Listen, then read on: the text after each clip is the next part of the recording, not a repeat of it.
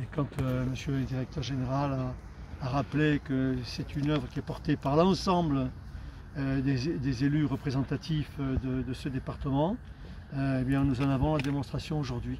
C'est un travail commun pour l'intérêt de notre département, pour l'intérêt des habitants. Nous avons besoin d'une offre de santé publique de qualité, moderne et adaptée aux besoins de la population.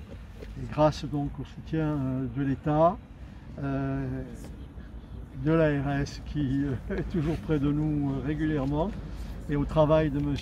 Bourriade, M. Gavastou, les choses avancent dans le bon sens. On est tous derrière eux. Je crois que ça a été vraiment un moment fort aussi lors des auditions qu'on a pu avoir déjà à Paris. Ça a été, bon, ils ont tenu compte de la cohésion des deux établissements, cette volonté d'aller de l'avant qui était commune aux deux établissements. Mais ce qui a été également souligné, c'est le portage politique par les élus de ce projet, parce que c'est vrai que c'est un projet, vous le disiez tout à l'heure, monsieur le maire, qui est territorial, qui va structurer. Justement, je voulais rajouter un mot au cinéma et surtout remercier aussi, on ne le dit jamais assez, madame la députée tout à l'heure remercier le travail conséquent, professionnel, je dirais, j'ai dit tout à l'heure chirurgical de l'ARS et de vous, monsieur le directeur, votre travail, mais moi je remercierai aussi quand même madame la députée, au-delà des grands élus qui sont à côté de nous aujourd'hui, le président du département, par les infrastructures routières, les mobilités, le président de l'agglomération, transport, etc., moyens, réseau, mais au assainissement, mais quand même les parlementaires sont là, ils ont beaucoup œuvré, les 4 parlementaires sont là, mais quand même Jeanine Dubié qui se bat depuis, elle va nous quitter bientôt dans quelques semaines, puisqu'elle va laisser son mandat à un autre. Merci quand même à Jeanine Dubié qui a été très pugnace dans ce dossier.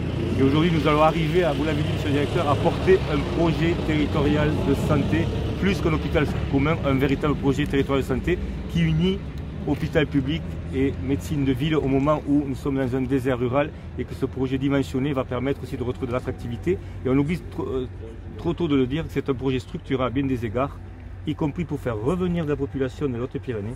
Et c'est quand même, monsieur le président du département disait ce matin, un soutien aussi de l'argent public aux entreprises au moment où nous sommes en grande difficulté, 270 millions d'euros de travaux, ce n'est pas rien. Et voilà, merci monsieur le président de l'agglomération qui a toujours aussi porté ce projet depuis le début.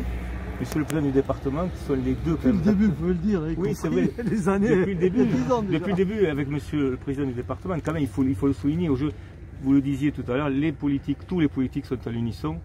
Là est l'essentiel. Le reste, c'est une histoire d'avenir très proche, puisque dès l'année prochaine, il faudra réussir la fusion des équipes et du projet médical.